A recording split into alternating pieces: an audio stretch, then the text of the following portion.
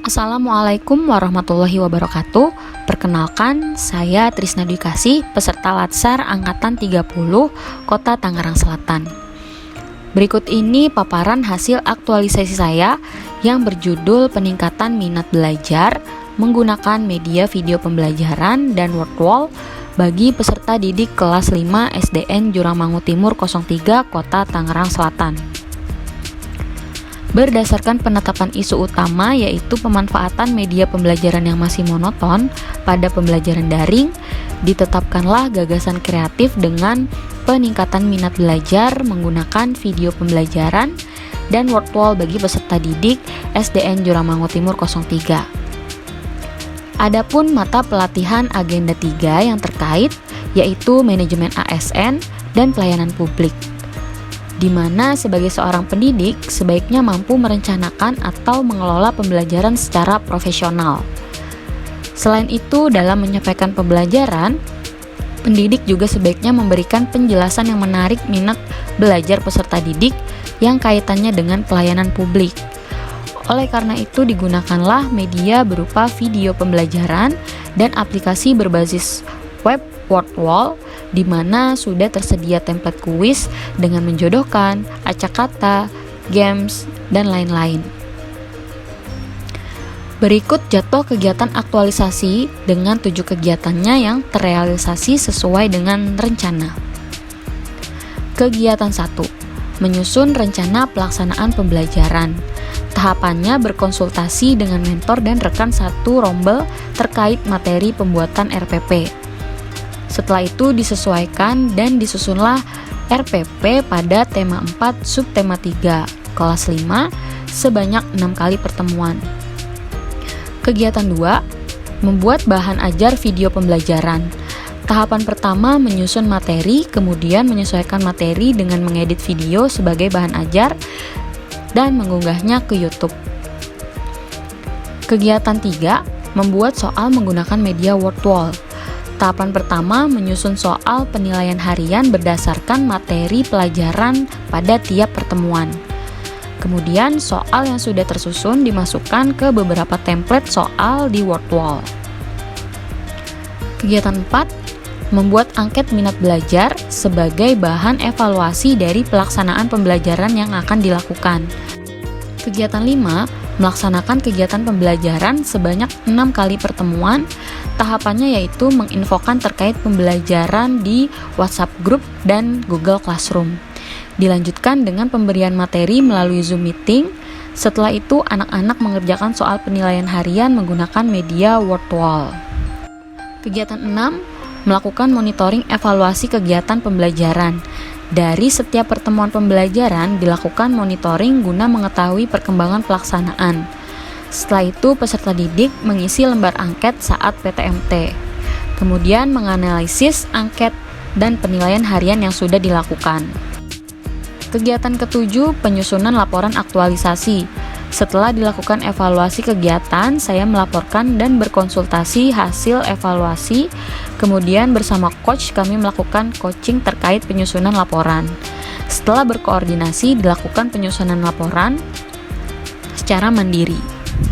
Untuk rekapitulasi realisasi habituasi mata pelatihan agenda 2, yaitu sudah terrealisasi sesuai dengan rencana.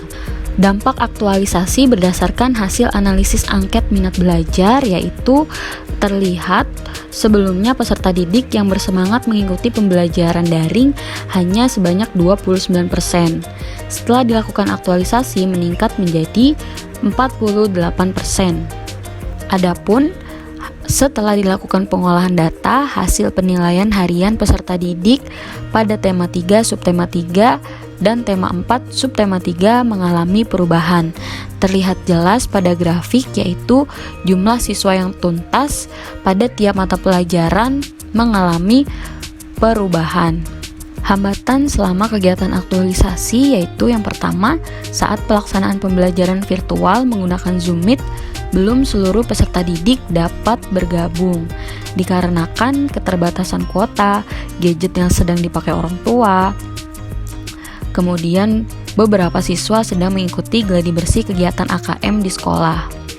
Solusinya yaitu memberikan materi video pembelajaran melalui Google Classroom untuk dapat dipelajari secara mandiri dan waktu lebih fleksibel.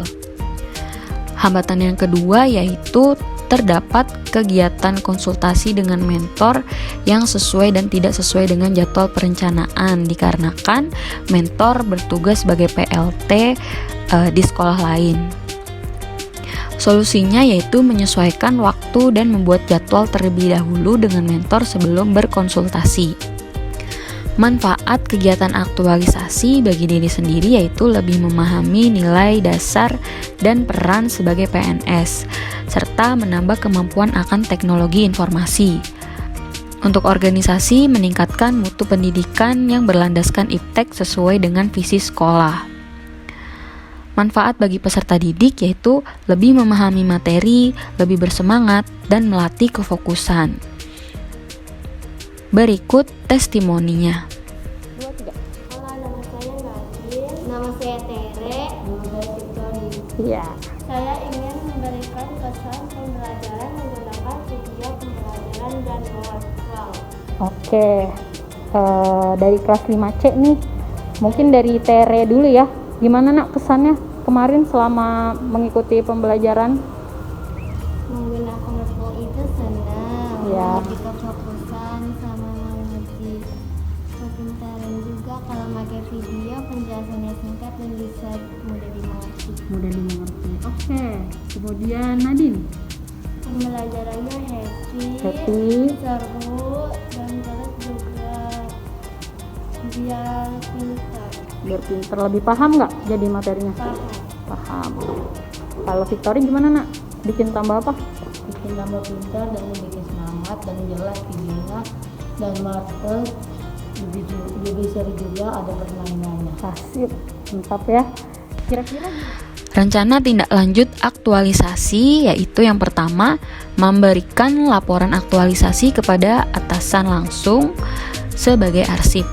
Outputnya berupa dokumen laporan aktualisasi. Durasi waktu di bulan Desember, para pihak yang terlibat yaitu kepala sekolah. Kemudian yang kedua, membuat soal-soal evaluasi pembelajaran menggunakan media virtual. Outputnya bahan dan link soal, durasi dan waktu pada tanggal 27 November sampai 4 Desember 2021. Pihak yang terlibat yaitu guru kelas. Sekian, terima kasih atas perhatiannya. Kurang lebihnya mohon maaf. Wassalamualaikum warahmatullahi wabarakatuh.